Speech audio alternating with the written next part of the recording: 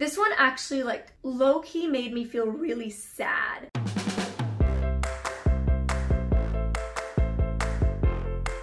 Hello, hi, hello. Welcome. Hi. Hi. Hi.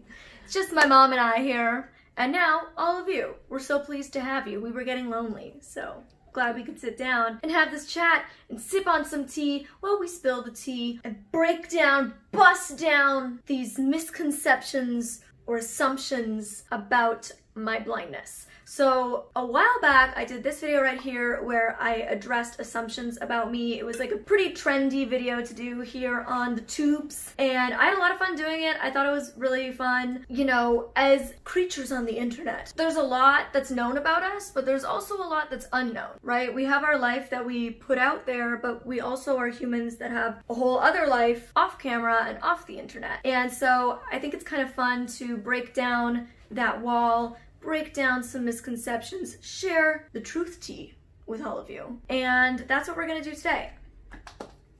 Ooh.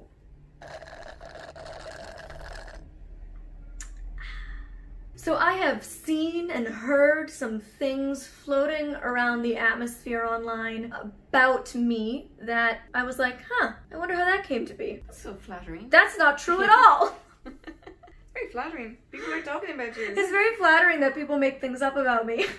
Yeah, it's just basically, I'm not taking this video too seriously, and I don't want you guys to take it too seriously either. I just saw and heard about some things being said about me that I was like, I should squash that before it gets too big. You should make some merchandise about it. Let me know what misconception merch you want from me. So most of the misconceptions or assumptions that I saw being made about me revolve around my blindness or my life as a blind woman. So those are the things that I'm here to talk about today, a little bit different than the video I did a while back, which was more like, I don't know, like dating stuff and relationship stuff. This is all blindness things. Without further ado, let's get into some of the misconceptions. One misconception I saw floating around there is that I'm like trying to play into inspiration porn, or that I'm trying to like capitalize on inspiration porn, which, oh my god, no, heck no, big no to that. I made this video right here many years ago all about inspiration porn. I'm also gonna link below Stella Young, the late Stella Young's TED Talk that she did about inspiration porn. She's the one that coined the phrase, and I just love the phrase so much. I think a lot of us in the disability activism community do. So yeah, I made a video about it. You can also listen to my audiobook, It's Not What It Looks Like, on audible.com. I have a whole section in there devoted to my hatred of inspiration porn. So I am definitely not trying to capitalize on that. If anything, I'm trying to squash that. I'm not trying to be somebody that people like. I'm trying to be myself. And some people like me and some people don't. I'm trying to show— I like you. Thank you, Mom. I'm glad my mom likes me. God, that would be sad if you didn't. I love you. I love you too. Gallup loves me too. And my kitten and my boyfriend. I feel very loved. Lucky me. But yeah, I'm just trying to like be myself and show my life as a disabled woman. If anything, I don't want you to be inspired by me just doing average daily things. That's kind of the point that I'm trying to make in my videos.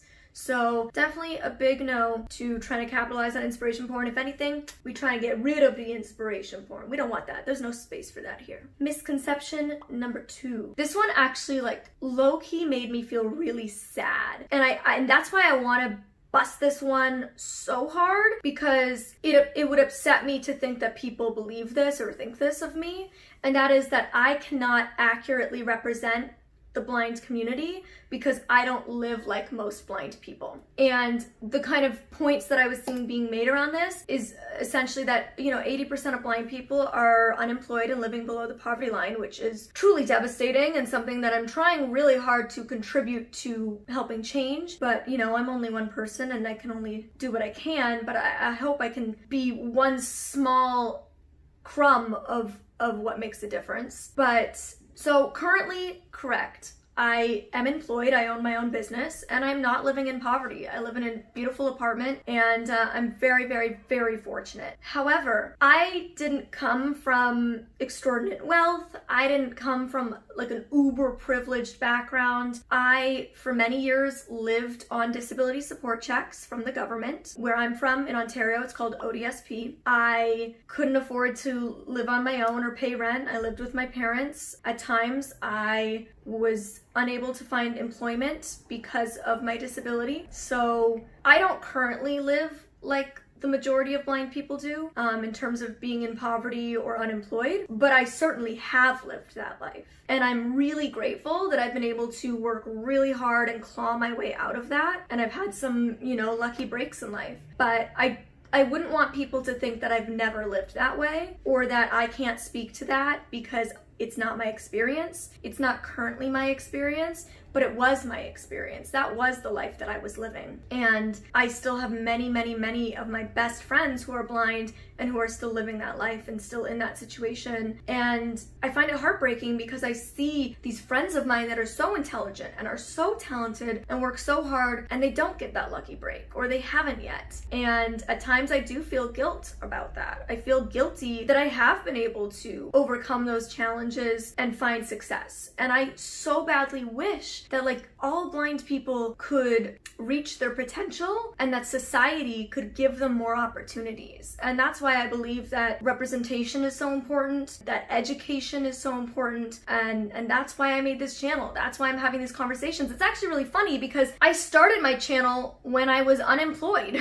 when I was living at home, when I was on disability support checks. That is when I started this YouTube channel. So the very reason I started this channel is now what's empowered me and allowed me to break free of the poverty and be my own boss and no longer look for employment from others. But that said, even now that I have paychecks and I have employment because I am my own boss, still all the time I get turned down or denied opportunities due to my blindness. And my management team has had to hear some really disturbing and discriminatory and awful things as to why brands won't work with me, or why I don't deserve to make as much money as they're paying other creators for the same job. It's pretty crazy. So yeah, it does still exist. It is something I still face, just not on the scale that I used to face it at, or that so many blind people still currently are facing it at. And speaking of representation, that brings me to misconception number 3, and that is that I feel I'm the only person that can represent the blind community. Girl, not at all. I feel like in every video when I sit down and talk about blindness, I try to remind people that I'm Molly and I'm blind. I am just sharing my experience, my life,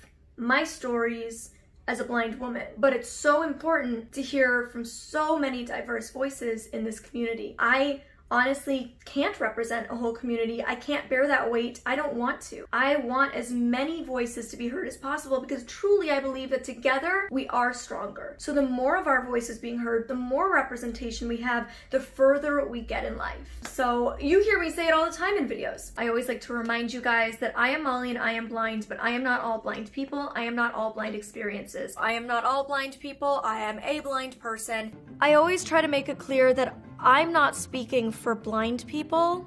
I'm speaking for Molly, and Molly is blind. So there you have it. I try to remind people, I try to say it as much as I can. You can't take my experience as fact for blind people because I'm just Molly and my experience is just fact for me. I can also understand that some people can watch me sometimes and feel frustrated because I don't represent them. Right? There's gonna be people who watch me and feel really connected. Girls like Taz, my friend Taz, who she's 10 years younger than me. She went blind at the same time I did. She also loves makeup and fashion. You know, she feels in some ways positively represented by me or accurately represented by me. But there's always going to be other people on the other end of the spectrum who watch my stuff and are like, well, her story, her life, her experiences as a blind woman don't represent me accurately at all. And I totally get that because when I started YouTube, there was a few other YouTube channels, maybe 2 or 3 other YouTube channels of blind people, some of which I was like, well, that's not me, my lived experience of blindness, that's not representative of how I feel or my beliefs at all. And I found it frustrating. But I didn't put that frustration into tearing that person down. Instead, I let that person do their thing. I stayed silent and I put my energy into representing myself and representing those who might feel in some way represented by me. So I definitely understand that.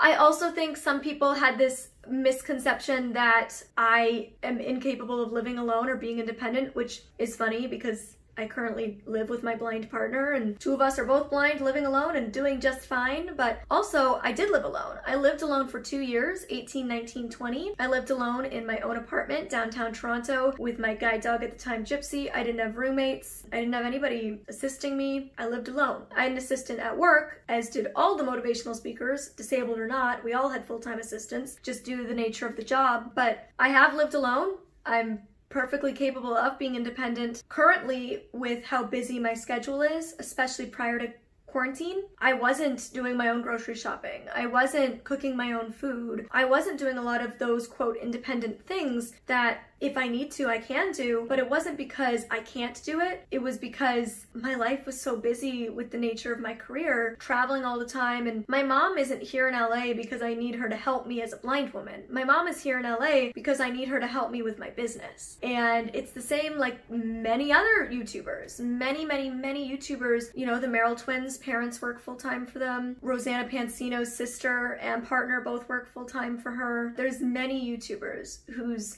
teams are their family. It's very normal. And so am I capable of living alone and being independent? Absolutely. I've done it before. And no, I'm not living alone right now, but I am living with a fellow blind partner. But no, I don't currently do a lot of stuff on my own. And it's not because of blindness. It's just because, girl, I'm busy.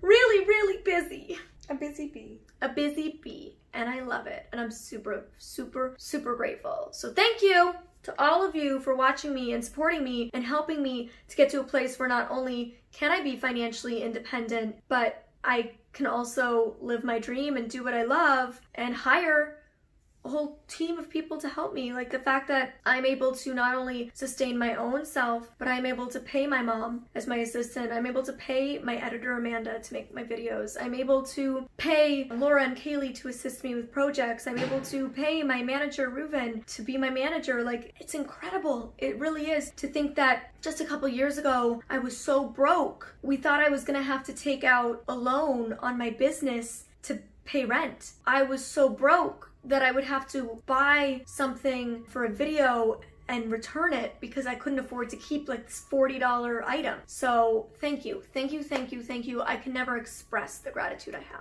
Another thing that I saw floating around about me is that I support brands that aren't accessible. So like all creators, I get a lot of brands that reach out wanting to work with me. And we definitely say no to far more than we say yes to. And the number one question that I send my team when they reach out, before I even look at what it is, I go, is it accessible? And I never work with brands that I haven't tried first, that I haven't checked out, that I haven't done my due diligence and made sure it's something that I actually want to be promoting. And if you've ever seen me work with a company that maybe currently isn't as accessible as they should be, what you probably aren't seeing is that in those contracts, I consult on accessibility. So a lot of the times I'll say to a brand, you're not currently accessible, so either I'm not going to work with you, or I will work with you and consult on how to make your brand more accessible. So I'll work with them, and I'll say to them, and we've had brands walk away at this point. We'll say, like, you have to show us the roadmap of how you're going to become accessible if Molly's going to work with you. And at that point, a lot of brands will be like, oof, wow, we actually have to put in the work to be accessible? No thanks. So I only work with brands that are either currently accessible or agree to have me consult to help them become accessible and show me the roadmap as to how they're gonna do that. So accessibility is really important to me, and I do always wanna work with brands that are accessible, and you guys know I try my best to always call out things that aren't accessible. In the past, like early days on my channel, perhaps things fell through the cracks. Now that I have a whole team that can help me, that is number one. It is definitely the most important thing when I'm working with a brand. So believe me, it is something I try my best to stay on top of, and is definitely extremely important to me, and I take really seriously as a blind person who truly is trying to make the world more accessible in whatever small way I can. Another assumption I see being made is that I'm running out of video ideas, and that's why I'm not making content around being blind. But Trust me, the list is forever growing. The list of video ideas is forever long. You will never find a time where I've run out of ideas. But yes, I do make a lot of videos that aren't about my blindness. At the beginning of my channel, when I started, I honestly didn't really want to make content so solely focused on my blindness. But I realized, because there was so few blind creators at the time, that people had a lot of questions, that people were curious, that people wanted to learn about it. And so I felt like it was my duty in a way to do that and to help bridge that gap and to share my experiences, to educate and hopefully make a difference. And I ended up falling into this trap where it felt like for a long time that was all people really wanted from me. And that was hard for me because I was like, but I also have funny stories about bad dates, and also I love bubble baths, and I want to tell you about my favorite teas from David's Tea, and I want to talk about shopping for petite bodies, and you know, all these other things that I care about. But it felt like nobody really wanted that from me. And I'll never forget this day when I saw this comment, and it was like, Molly, you know, you don't just have to make videos about being blind, we care about you. And I was like, oh my God, thank you. Because I want to make videos that aren't about just my blindness. I will always make videos about my blindness because I believe it's so important. And I'm always thinking of new things that I want to show you or talk to you about. But also, I think it's just as important that society sees disabled voices talking about things that have nothing to do with disability. I feel like a video that a lot of people saw is this video right here, Why I Don't Wear Push-Up Bras. A lot of people saw that and were like, what the heck? She's like really reaching for views. She just wants people to click. So a lot of people who watched it were like, wow, thank you for making this video. A lot of people who didn't watch it were like, wow, she's running out of video ideas. And I've seen that more and more as I make slightly less blind related content and slightly more like fashion and lifestyle related content. People are saying I'm running out of video ideas and that's why I'm not making blind videos anymore. But really, to me, I feel like making videos that aren't blindness related is making just as much a difference as making content that is specifically blindness related. It's just making a difference in a different way. If I can have people sit down for 20 minutes and forget that I'm blind, that's a difference. I'm making a difference in that moment, because for so much of society, they look at us and always view us as disabled. So if I can make them forget, maybe I can make them realize that we're more normal than they might have initially thought. But if I'm only ever talking about how I'm different, it makes it hard for them to realize that we're the same. I also think sharing my voice in spaces like beauty and fashion, where we really still have zero representation essentially, and people don't feel like a blind person could contribute to that kind of a conversation, I think it's important to show that we can contribute, our voices can contribute to conversations and areas in society that you might not initially think we could. So for all those reasons, I'm gonna keep making content that isn't just blindness related, and you can watch it or not, but I ask that if you don't watch it, don't judge the content or make assumptions about what it's about, because that video about my boobs was actually really vulnerable for me to make. It wasn't something I made for clicks. It was something I made because I believed it was important. Because it was really hard for me to sit down and make that video, to be honest. It's a really vulnerable topic. And what I was talking about is girl-on-girl body shaming, self-love, societal beauty standards that they place on women, my own journey to accept my body, things that I feel like are really important. And I make a lot of videos that I believe are really important, and that's why I make them. And another video that was really vulnerable and really hard for me to make was this video I made a while back about how, as a blind woman, I deal with my period. And it's been sad to see that I've been seeing people shame me for how I choose to deal with my period. And again, in that video, like I do with all my blind videos, I say this is not how every blind woman or person who gets their period deals with it. I am not saying this is how every blind girl deals with their period. I'm speaking for myself. So don't think that this is what every blind girl does or this is how it goes for every blind girl, because we're all different. And I've had many blind women share with me that they also have to have help from a sighted person that they trust and love to determine whether they're on their period or not. But then I've had a lot of other people in the blind community shame me for how I deal with my period, saying it's disgusting, saying that it's embarrassing, and that's why it was so hard for me to make that video, because at times I did feel it was embarrassing. I did feel ashamed. And I think it's sad that people are shaming me for how I choose to accommodate my own disability. And to me, in a way, it is body shaming, because sometimes I know right away when I get my period, because it's really strong and it's really obvious. But sometimes I don't get a full bleed for up to 24 hours. I'll spot, and that can be really hard for me to know. I'm also irregular, so that's really hard. There's a number of things that make it difficult for me. So I think it's really sad to shame other people in your own community for how they choose to deal with their own disability. It's a personal thing, and I shared my personal journey, and I'd love to find a way to not have to rely on somebody else to assist me, but I haven't yet.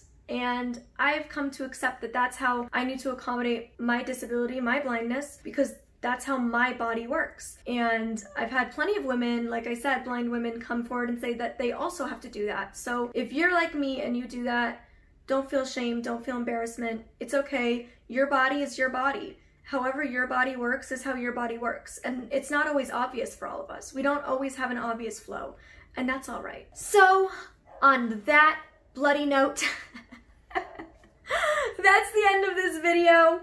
I hope you enjoyed the I hope you enjoyed the tea that I was spilling, because I enjoyed sipping on it. You know, there's always going to be things that are said about you online when you choose to make content and put yourself out there for the world, and that's okay. People are going to like me, people are going to not like me, people are going to believe in what I'm trying to do, people are going to hate what I'm trying to do, and that's okay. But I just wanted to make sure that some of these things that are just downright lies about me, or misconceptions, or wrong assumptions, I just wanted to squash them so that, you know, maybe somebody can come around to the other side and you know, just hear me out, hear what I have to say. And I hope that none of you have ever thought these things about me, and if you did, maybe, I don't know, maybe I changed your mind and maybe I didn't, and if I didn't, that's okay. You keep doing you, and I'm gonna keep doing me, and you don't have to come hang out on my corner of the internet, because there's a lot of other corners for you to chill out on. So that's that. I hope you enjoyed this video, and if you want more Molly, you can click up here for this one, or over here for this one. I'll see you next time. Love you.